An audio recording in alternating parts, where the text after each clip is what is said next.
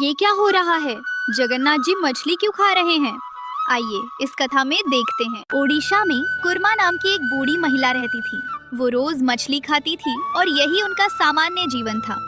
एक दिन उन्होंने मंदिर में भगवान जगन्नाथ को देखा।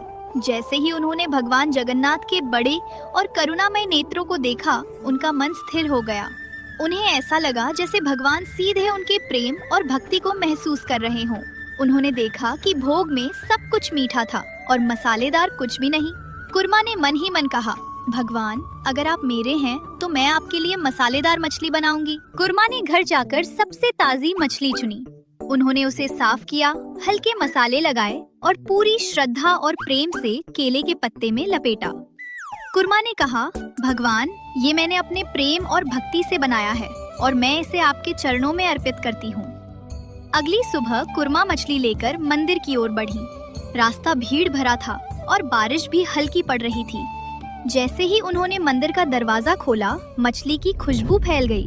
कुर्मा का ध्यान केवल भगवान पर था। पहरेदारों ने कहा, अरे ये क्या लाए हो? यहाँ ऐसा भोग नहीं चलता।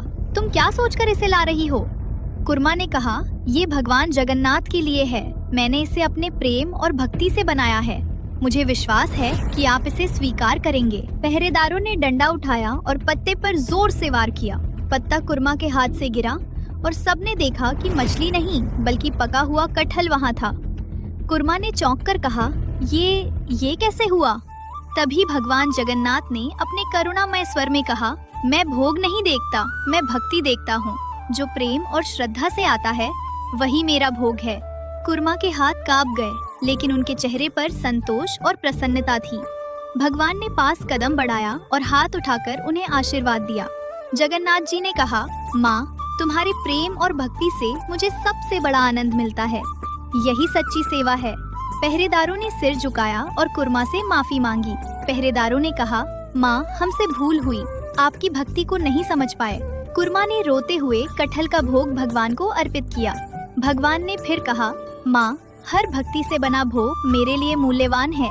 प्रेम और श्रद्धा ही सच्चा भोग है। कुर्मा ने उसी दिन मछली छोड़ दी और भगवान के लिए रोज पके हुए कटहल का भोग बनाना शुरू किया।